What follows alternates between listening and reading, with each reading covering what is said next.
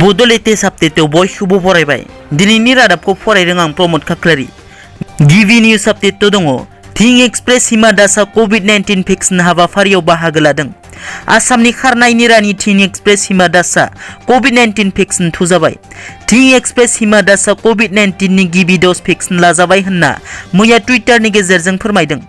मख'नो गोनांदि आसाम सरकारा थांनाय फेब्रुवारि दाननि 22 खालाराव सा 597 एसआइ महरै थिसनलाय होनायजों लोगोसे थिं एक्सप्रेस हिमा दासखौ डिएसपि महरै थिसनो नैथियाव दङ गाबसुलि दैमारिनो थैनि गोनांथि जादों उदालगुरि जिल्लानि सिङाव थानाय 3 नं माजुलि गामिनि मबिराम दैमारिनि बिसि गाबसुलि दैमारिया गोब्राब केन्सार बेरामाव गोग्लैना लोमजाना दं बिथांखौ दायो गुवाहाटीयाव थानाय बि बरुवा केन्सार इनस्टिट्यूटआव फाहामथाय होगासिनो बिथां गाबसुलि दैमारिनो ए ग्रुपनि थैनि गोनांथि जादों सोरबाफोर मदद खालामनो गोसोब्ला 6003296107 नाम्बाराव खौरां लाहरनो हागोन थामथियाव दङ सर्बानन्द सन'वाला आसामनि गिबि मन्थ्रि जाफिनबाय नामा आसामाव गिबि मन्थ्रिखौ लानानै सोलिगासिनो गोबां सावरायनाय दिनै फुङाव मोखां बिजाबाव सर्बानन्द सन'वाला फिन खेबसेबाव गिबि मन्थ्रि जाफिनबाय होनना नंखाय खौरां फोसावनाय नुनो मोन्दों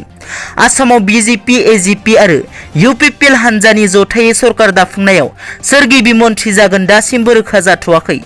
सुलुंनिफ्राय मिथिनो मोननाय बादिब्ला मैया मोनाबिलिनि 7 रिंगायाव आसामनि गिबि मन्थ्रिनि सायाव थांखि लानायनि थाखाय बिजेपिनि संसदीय सावराय जथुम जानानै थाङो ब्रैथियाव दङ चिराङाव ड्राग्स फालांगिरि हमदों बिजनी पुलिस थाना आरो चिरां पुलिसा आयेन बेरेखायै फेग्रा मुवा लांखारनाय फालांगिनि हेंथायै मैया 6 मे खालि स्रोद सिग्रोमनायाव बेलासिनि 5:30 समाव बिजनी पुलिस थानानि बेन्दोंआव थानाय कावाटिका गामियाव गोबां बिबांनि ड्राग्सजों लोगोसे सासे सुबुंखौ हमो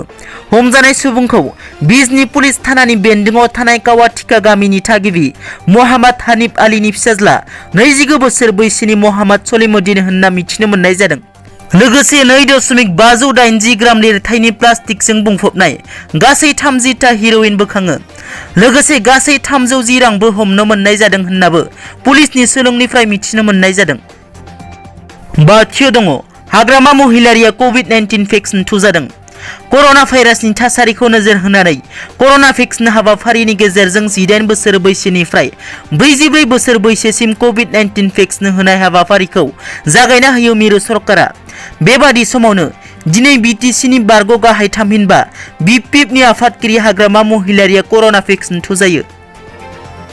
दथियाव दङ बाक्सा जिल्लानि भारत भुटान सिमनायाव एसएसपिनि अपारेशन दिनै बाक्सा जिल्लानि भारत भुटान सिमनायाव एसएसपिनि अपारेशन जायो बे अपारेशनाव एसएसपिआ बोखांनो हादों दंफांजों लोगोसे गंनै मटर भारत भुटान सिमनानिफ्राय सिखावै लाबोबाय थानाय समावनो लामायाव एसएसपिआ हमदों गंनैबो मटरखौ नाथाय गंनैबो मटरखौ गारनानै खारो ड्राइभार आरो सिखाव फालांगिरिफोरा बे सिखावै लाबोनाय दंफांफोर आरो गंनैबो मटरखौ बाथाबारि हाग्रा बिफाननो गथायनानै होदों दिनैनि रादाबा एसेनोसै स' नोंथांमोना जुदि आंनि चेनेलखौ दासिमबो साबस्क्राइब खालामाखै अन्नानै साबस्क्राइब खालाम गोजोन्थों।